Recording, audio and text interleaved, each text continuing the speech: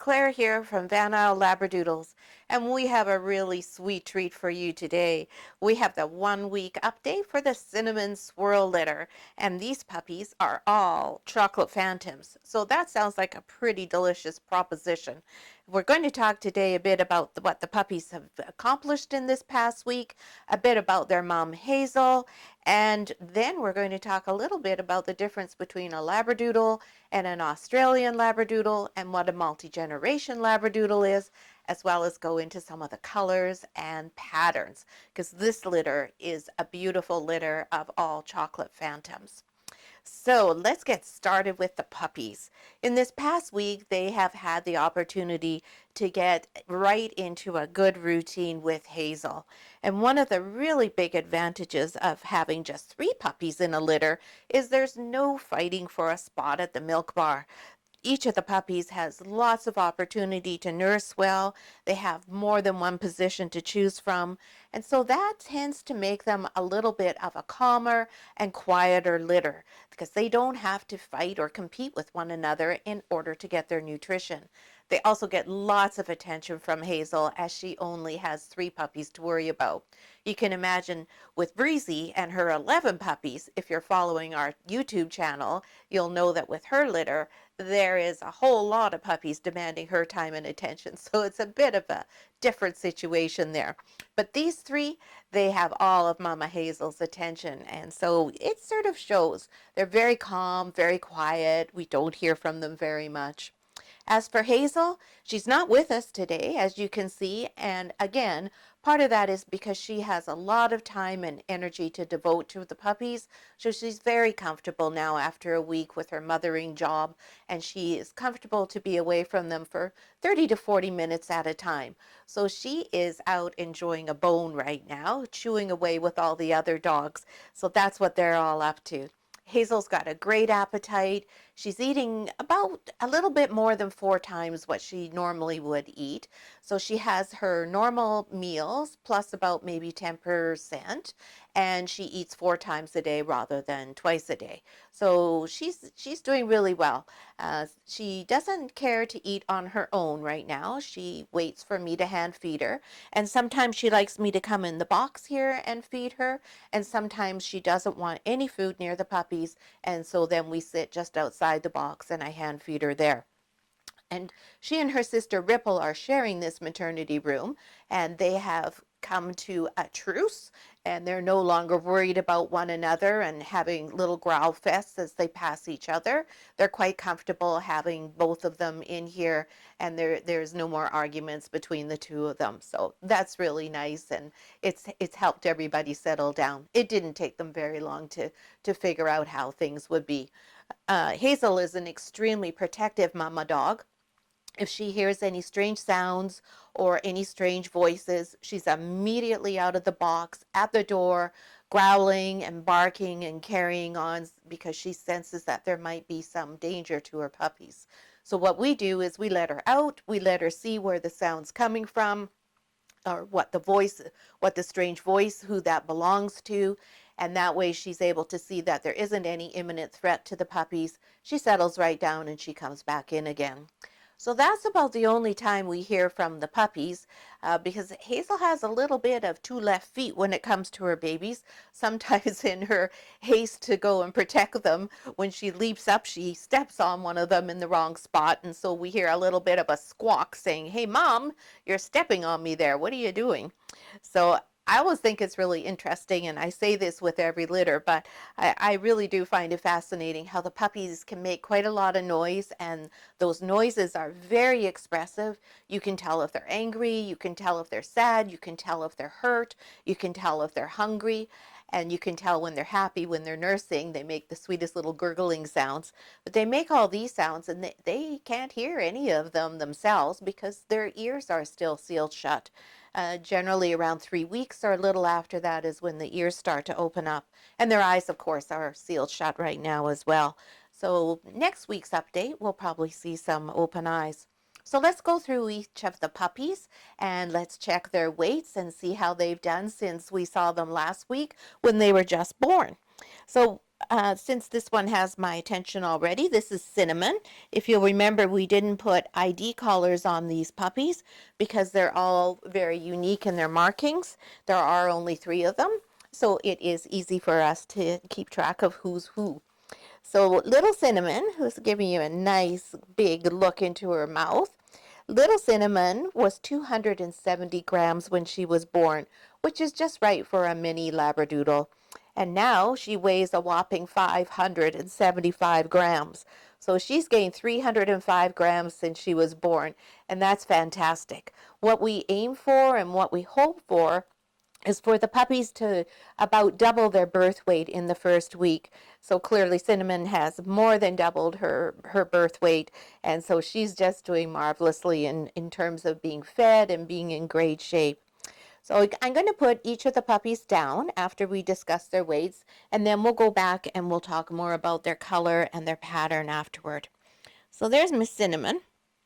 Now next to her is Miss Swirl, the other little girl in the litter. Oh, goodness me. She's just so tired.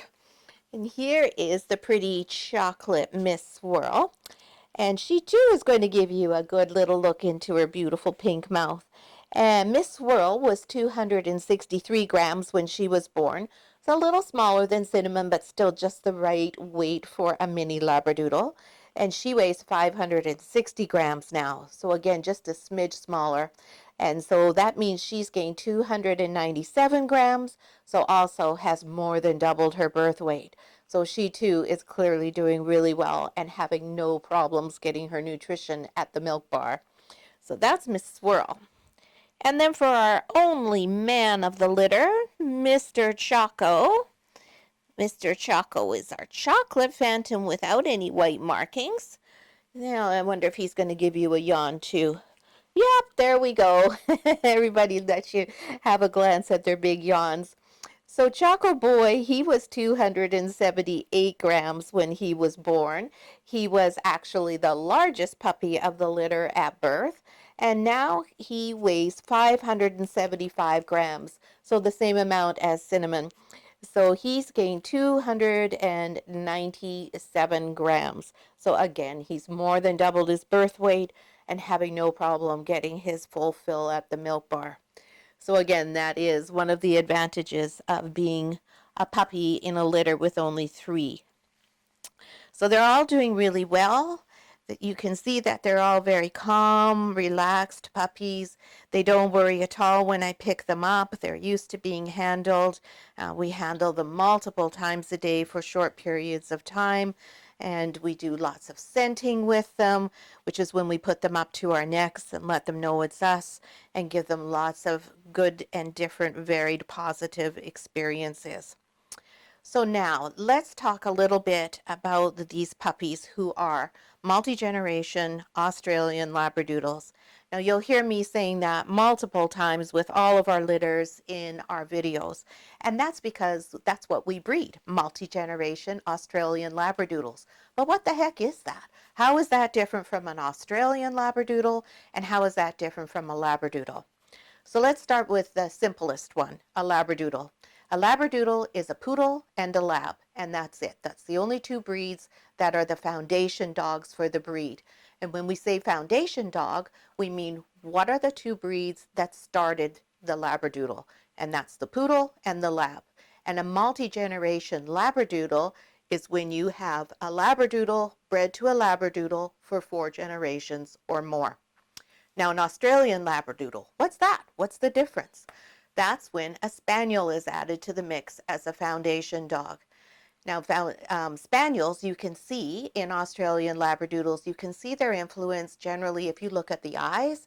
They tend to be bigger, more round, and Australian Labradoodles have more of that teddy bear face look.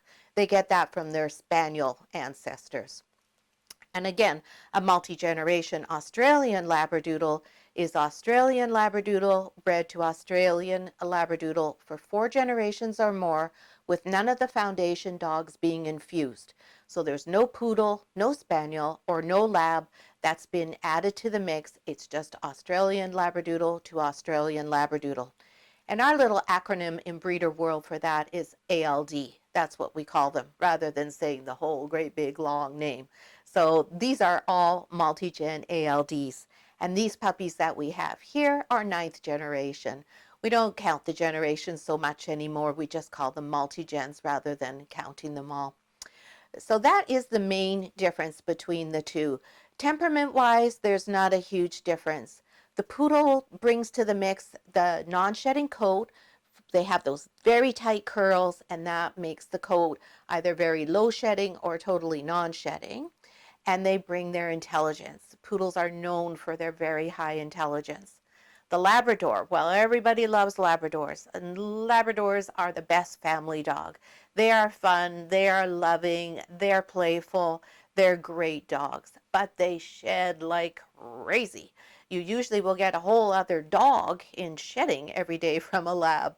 So that's how the combination first came about, was the non-shedding poodle and the lovely temperament of the Labrador put together. And of course, the original purpose was for those puppies to be a seeing eye dog.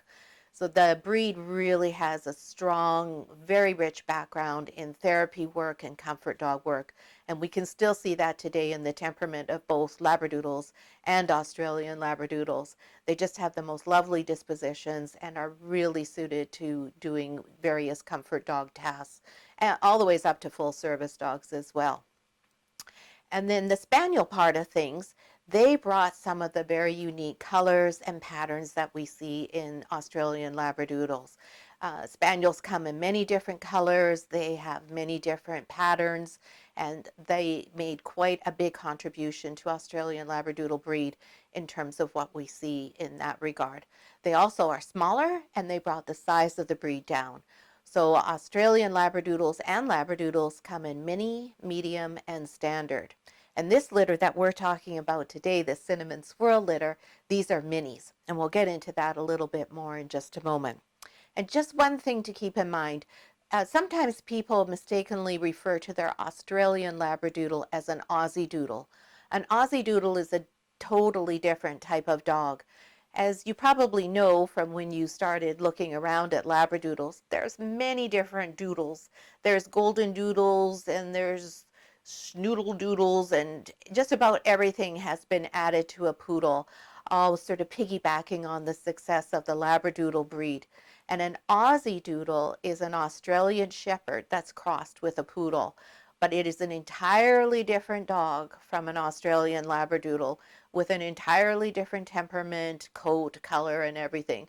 They're not at all alike, other than they both share the common poodle as an ancestor in their background.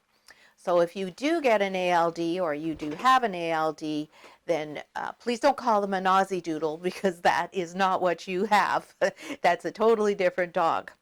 So now, what are Australian Labradoodles known for? Temperament, first and foremost. The absolute best family dog, adaptable.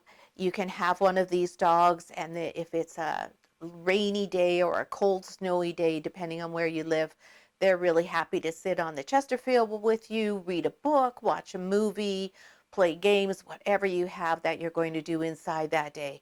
You won't get a complaint from them. But if you turn around because it's cleared up and say, hey, want to go? They're ready to go, and they will go at any speed you wish. So if you like to take a leisurely stroll, that's what they're going to do. You'll see lots of Australian Labradoodles in Vancouver and Vancouver Island and Calgary and all sorts of different areas, all at leisurely paces, going for walks in the park, along the beach, up in the mountains, wherever you live. And if you happen to be a little bit more athletic and you want to go jogging or running with your Labradoodle, they'll happily accompany you on that once you've got them in shape and conditioned for it, of course. And after they're a year or older than that. The first year, you don't want them doing that sort of heavy exercise. So they're really, really versatile and happy to do whatever you like. And they love kids. They're really, really good with kids, very gentle and have lots of fun with kids. So that's their temperament, which is the most stellar quality. And that is the main thing we look for in all of our dogs that we breed as well. We're always aiming for that really fantastic temperament first and foremost. And the other thing that Labradoodles are really popular for is their wide range of colors and patterns, and that they come in 3 sizes. So there's minis like these ones, mediums, and then there's the standards. So mini are about the size of a small Cocker Spaniel. That's about their sort of range. A medium is closer to a Springer Spaniel, small lab size, and a standard is like the size of a standard poodle, a quite a bit bigger dog. Some of them are a little bit heftier, like a lab in their build, but they still are tall, like a standard poodle with those longer legs. So you have those 3 different sizes, depending on what your living situation is. And then colors. Well, they come in just about every color of the rainbow, including lavender and blue of all things. So we have parchment, cafe, caramel, gold, red, black, cream, apricot. The list of colors for Labradoodles is endless. And we'll put a link on this video to the color explanation from the Worldwide Australian Labradoodle Association. That's the association that we're members of, and I'm particularly honored to be on the board of WALA. And in there you will see pictures and a little explanation of all the colors that Labradoodles come in, so that you can see each one. I don't have enough dogs in every single color to show you, but we're really proud that 2 of the more unique and rare colors in that guide are 2 of our own dogs. Ombre is on there as an example of a brindle, and Ripple is on there as an example of a sable. So we're pretty touched that those 2 dogs are there. And actually, Bruno is also there as an example of a cream dog with a black nose. Nose, rims of the eyelids, and the mouths and their pads are referred to as leathers in a dog. And those colors must correspond correctly with the coat color and the eye color in order to comply with the breed standard. Labradoodle's eyes come in very, very dark brown, almost black, hazel, and sometimes green, very rare. And there are a couple with blue eyes, not very common though. Blue eyes are usually associated with a merle pattern, and merle patterns are illegal to breed in the Australian Labradoodle world as far as the WALA requirements go. So we'll give you a link to all those colors so you can see them. And we'll also give you a link to the breed standard from WALA so that you can see the exact height and weight range for mini, medium, and standard size. Now, patterns are something different. Patterns are party, tuxedo, phantom, tri. Those are the most common ones. And these puppies are going to show you examples of white mismarks or abstract marks, as well as phantom markings. So we're going to start with Choco. Come here, little sweetie. So Choco has no white on him. He is a chocolate dog. And oh, he's going to give you another little yawn. And he is a phantom. Now, what is a phantom? A phantom is tan points. And where you are probably most familiar with seeing tan points is on either a Doberman or a Rottweiler. So Dobermans are black generally, but they also do come in a reddy brown shade. And then they have the tan points, which you're very familiar with. Rottweilers are black, and then they have those same tan points. So the phantom markings that you're going to see here on Choco, he's a chocolate and he has tan colored points. So you'll see here at the bottom of his front legs, he has those tan points. On the side of his face, his little eyebrows will also be that same color. You can't quite see those yet because he's a little too young. His back legs also have the tan points and a little bit more marking on his hind legs than his front. Although if you look at the underneath of his front, you'll see it goes up quite high underneath. Under his bum, there's a little bit of that phantom marking. And then if you'll just let me pick his head up here, you'll be able to see that it's also across his chest there. So in a chocolate phantom, you can have those tan points either in his coloring, which is a tan coppery color, or they can be in a sort of silvery cream color, and we'll see those in a minute. If you have a black Labradoodle who is a phantom, then again, the tan points can be tan, just like Chacos are, or they can be the silver creamy color. So it's really interesting that even one pattern has so many variations in it. So, and as you can see, he is totally relaxed with me here, no squirming, doesn't mind at all being handled. So we'll put him down, and then we're going to look at his sister, Swirl. Now, Swirl is also a chocolate phantom. She has the same body color as Chaco does, but she has something extra besides that great big mouth. She has these white markings. Now, as breeders, we tend to refer to these as mismarks.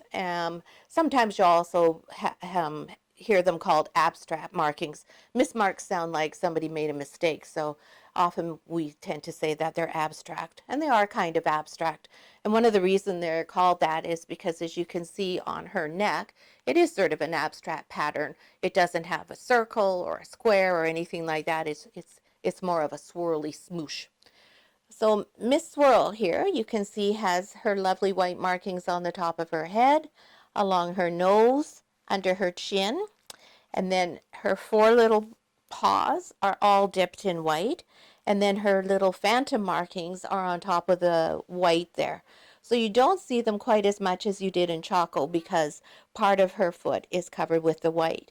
Now, as she gets older, this amount of white will be substantially less than the phantom markings are. And then you can see she also has them on the side of her head. She too will have them on her eyebrows. She's going to have the phantom markings under her tail. And also she has quite strong phantom markings on her hind legs. She doesn't really like me doing that with her hind leg, but you can see them there. And then if we look at her underneath, you can see she has a lovely white chest, and under her neck is all white. And you can see how she's not really even fussing about me holding her like this. This is all because we handle them and do those things to them each day. So that's Miss Swirl, who is a chocolate phantom with white markings. And now the last puppy here is Cinnamon. Now Cinnamon is called Cinnamon because of the shade of brown she is.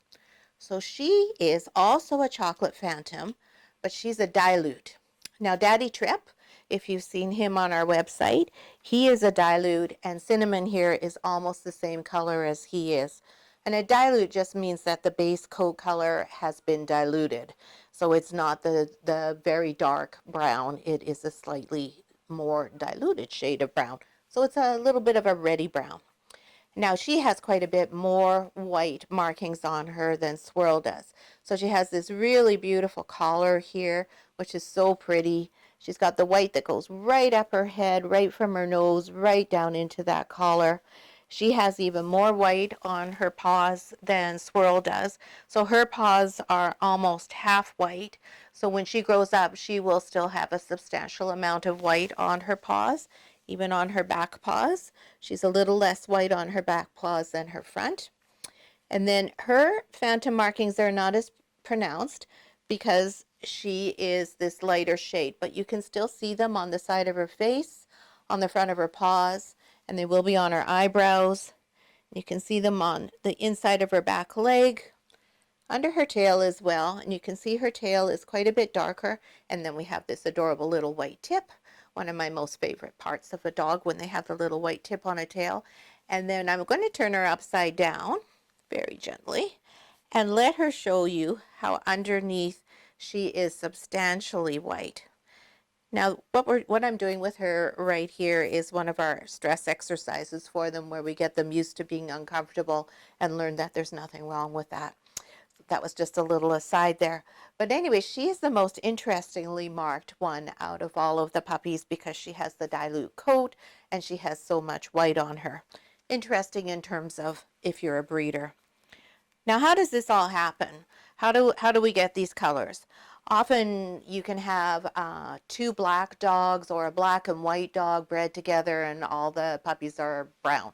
So how does that happen? Well, it's what the puppies carry for. Or not the puppies, the parents carry for. So we do a lot of DNA testing. We DNA all the dogs for a variety of diseases and other health testing, but we also do DNA testing for their colors. what colors they carry, and what patterns they carry. And it's their alleles that tell us what they're carrying. When we have a dog and we say it is expressing phantom, so I'm just going to get Choco again. Oh my goodness, he says how many times? So Choco's genotype is phantom, which means he's expressing it. You can see that he's a phantom. Whereas Hazel, who's the mom of these puppies, she carries for phantom, but she does not express it. You can't see it, but she can create a phantom puppy. And the alleles for phantom are the A allele and the K allele. And to be showing phantom, expressing it, or have the phantom genotype, you need to be AYAY at the A allele and KYKY at the K allele. Now, what Hazel is ATAY, so that means she has one allele for phantom and one allele for sable. And at the K, she has KBKY. KB is the allele that prevents the expression of phantom. KY is the allele that allows the expression of phantom. So hope I haven't lost you there with all that. And then Trip is a tricolor. So he is a full phantom, which means you can see all of his phantom markings, and he is AYAY and KYKY, and he's also a full party. Now, party is a dog that has a base color and white, and the white has to be 50% or more of the coat. So he is the dilute chocolate and white, and he is 50% white, and then he's 50% of that dilute chocolate color, that sort of cinnamon shade, and then he has his full phantom points that are showing up. And Trip's phantom points are a really creamy, caramelly kind of color. They're just gorgeous, really, really beautiful. He's a very handsome boy. So when Hazel and Trip made this litter, these three puppies got from Hazel her AY and her KY alleles. They didn't get the AT or the KB, and that's why they're all expressing phantom. And of course, Trip can only contribute AY and KY because those are the only two he has on the A and the K alleles. And so statistically, a litter should not all be phantom when one partner is just carrier. But this case, we got them all.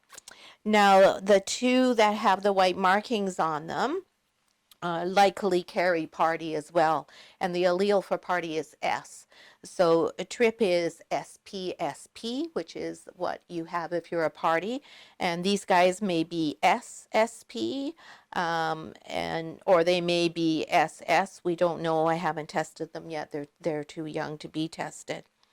And when I was talking about the tan points and the different colors, if we can just get Reynold to put the camera down, I won't pick them up again. So we can see on Choco that his tan points are very tan, almost a coppery brown kind of color, really beautifully offset with his dark chocolate coloring. And then if we go over to Swirl here, particularly, I'm not sure if we can see here, but under her front legs here, you can see that her phantom coloring is not quite the same as Choco's is. It's more of a creamy kind of a tan point, and that's closer to what Trip's markings are. Choco wants to make sure you can't actually see any of them, but they do come in the different colors. So you have the dark tan points and you have sort of a creamy silvery one. So he has the coppery color, she has more of a lighter caramelly, almost silvery, creamy kind of color one. And cinnamons are a little bit more difficult to see, but hers are also sort of the more creamy kind of shade.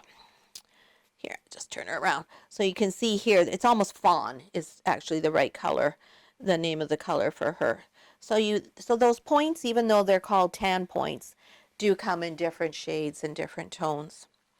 So that's part of the various patterns that we can get with an Australian Labradoodle. It's lots of fun to have all of these different patterns, and you never know exactly what you're going to get because, as I said, statistically, we should not have had 3 phantoms in this litter. So we're like, yay, that's great. Phantoms are still quite rare and very unique, and they're highly sought after, and they're very, very attractive markings. So it is really a beautiful litter, very stunning. So that's it for the puppies and their accomplishments this week. As I said, they still have their ears shut, their eyes shut. When we do next week's update, I expect that probably they will all have their eyes open. It'll be interesting to see how much more weight they've gained. You can see what I was saying before about how they're very close. They don't have any competition. They're really good friends, and Swirl there is getting herself quite the position on top of her sister Cinnamon and her brother Choco. So we'll bring Hazel back in now. This is just about the maximum amount of time that the puppies can be without her without starting to feel a little concerned that Mummy's not there. And we also don't want Hazel to be stressed. It's really important that Hazel stay calm and really happy. So we hope you enjoyed this litter and that the information about colors and patterns and the breed was helpful.